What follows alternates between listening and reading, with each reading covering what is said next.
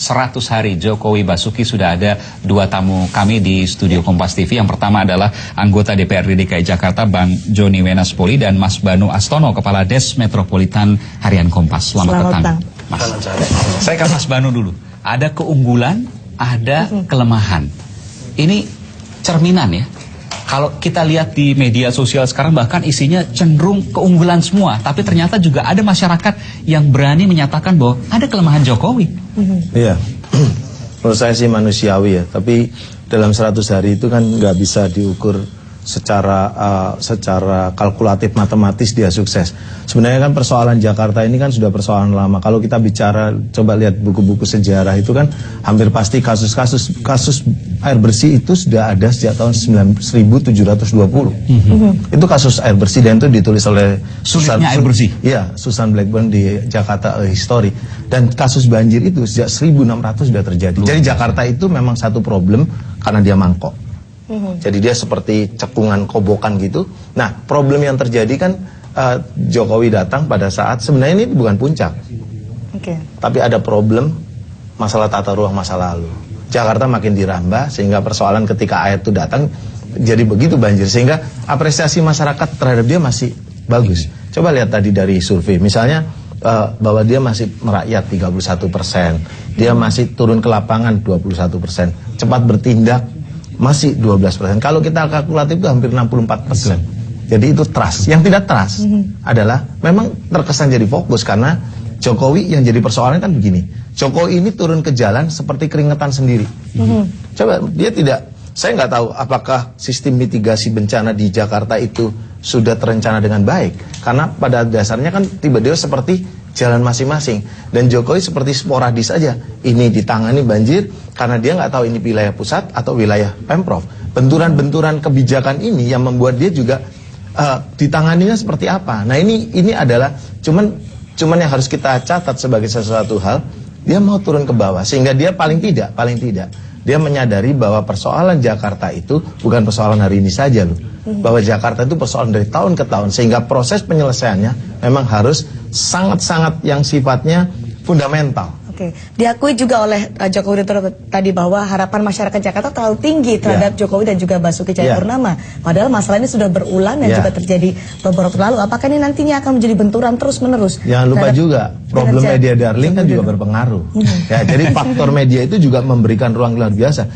Kita mesti ingatkan loh bahwa orang itu ada sisi gelapnya, ada sisi bagusnya.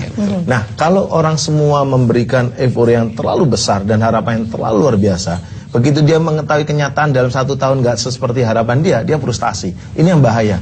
Karena sekarang ini modalitas terbesar masyarakat Jakarta dan masyarakat Indonesia seluruhnya sebagai contoh, dia mau turun ke bawah, dia mau melihat persoalan. Nah, support apa yang mesti dilakukan oleh sektor-sektor pendukung lainnya? Misalnya fungsi daripada BNPB nantinya, Badan Penanggulangan Bencana. Bagaimana fungsinya nanti Menko Perekonomian melakukan penggerakan pengerjaan transportasi, penanganan infrastruktur yang semuanya menjadi sebagai tanggung jawab ibu kota negara. Kalau nggak ada itu nanti akan menjadi frustasi. Saya ke Bang Joni. Bang Joni, komentar Anda. 3 bulan memang tidak bisa mengukur apa-apa, tapi Anda sebagai anggota DPRD pasti punya penilaian sendiri. Begini, jadi pertama yang harus saya sampaikan bahwa kami dari fraksi Partai Demokrat tidak berada dalam tempat untuk beroposisi. Namun kami harus mengawal dan mengkontrol kegiatan-kegiatan atau program-program yang akan dilakukan oleh pemerintah Provinsi DKI Jakarta. Hasilnya apa, Pak? Nah, yang kami lihat seperti yang disampaikan oleh teman kita yang tadi bahwa ada, dan Pak Jokowi juga menyampaikan ada Kartu Jakarta Sehat dan Kartu Jakarta Pintar. Perlu diketahui bahwa Kartu Jakarta Sehat itu adalah kebijakan yang menabrak peraturan daerah. Alasannya? Alasannya, peraturan gubernur tahun nomor 187 per tanggal 9 November tahun 2012, setiap warga negara Jakarta yang berKTP Jakarta dipersilahkan untuk berobat di rumah sakit yang telah ditentukan oleh pemerintah Provinsi DKI Jakarta.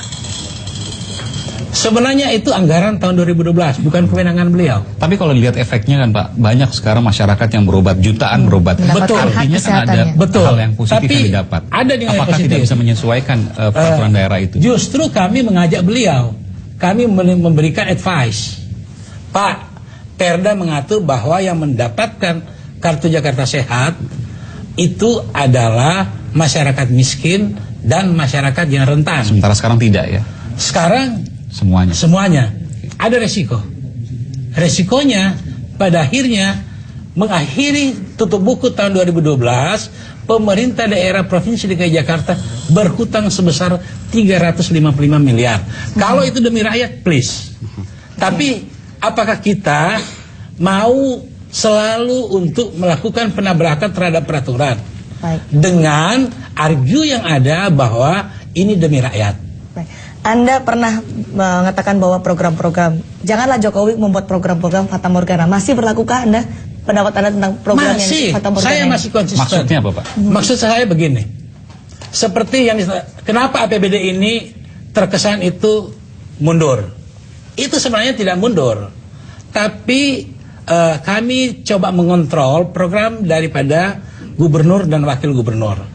Contoh, program Fata Morgana membuat yang namanya kampung kontainer. Membuat kampung kontainer itu adalah membuat kampung untuk pedagang kaki lima yang di bawah jembatan. Reasonable atau tidak? Itu pertanyaan dong. Kan harus melewati sebuah kajian. Ya justru itu. Kami mengatakan, please, kalau you mau buat, silakan dikaji dulu. Jangan-jangan sudah ada kajian ya Pak? Mungkin DPR Nggak belum ada. tahu. Waktu kami mintakan, pada akhirnya beliau sadari dan beliau menarik kembali program tersebut. Oke. Oke, Mas Banu, ini benarkah program-program yang akan direncanakan atau sudah dijalankan oleh Joko Widodo dan Basuki ini Fata Morgana itu seperti disampaikan? Atau jangan-jangan Ya, Pak, kelemahan sebenarnya. Menurut saya kan begini. Plan itu ya. Kalau menurut saya mungkin beliau ini kan lama berkecimpung di DPRD atau di politik lah. Mungkin ya kaget aja. Ada sesuatu yang memang berubah. Saya pikir apa yang dikatakan oleh Pak Johan memang betul. Ada sesuatu yang berubah. Memang menjadi Fata Morgana. Tapi memang harus dibuat semacam isu besar.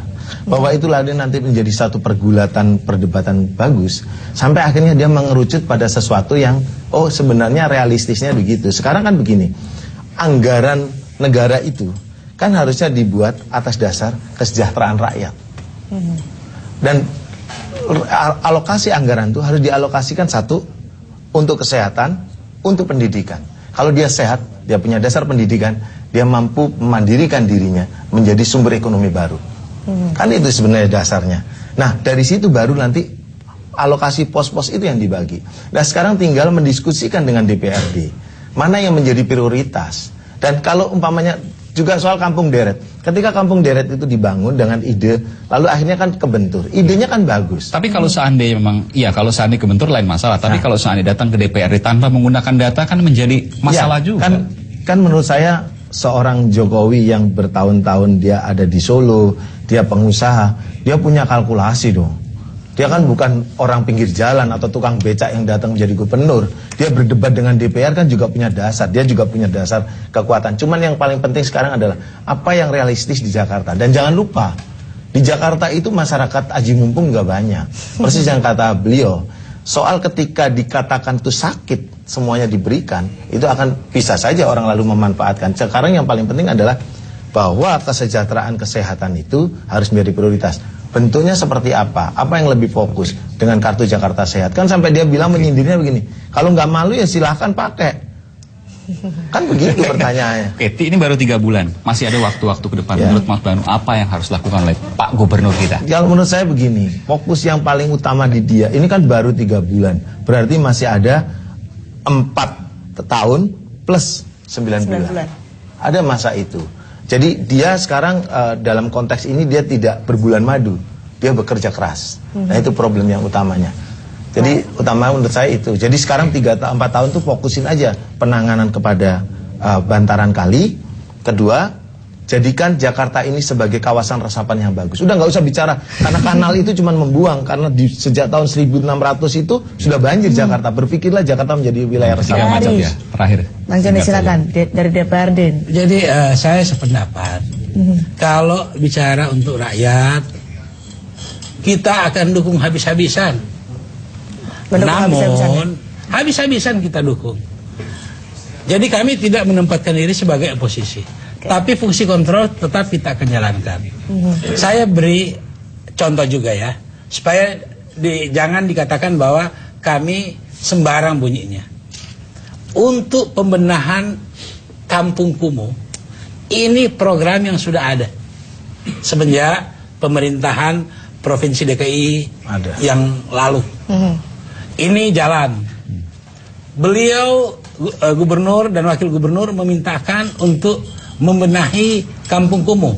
Kami persilahkan, mana konsepnya? Nah, ternyata konsepnya adalah menyediakan uang sebesar 40 sampai 60 juta untuk setiap rumah. Namun untuk mendapatkan itu bukan berdasarkan gajian tapi berdasarkan undian. Nah, that's the problem. Oke, baik. Nah, berani untuk apapun kemaslahatan masyarakat kami dukung habis. Baik, terima kasih. Terima kasih Mas Banu, terima kasih juga Bang Joni telah hadir di Kompas.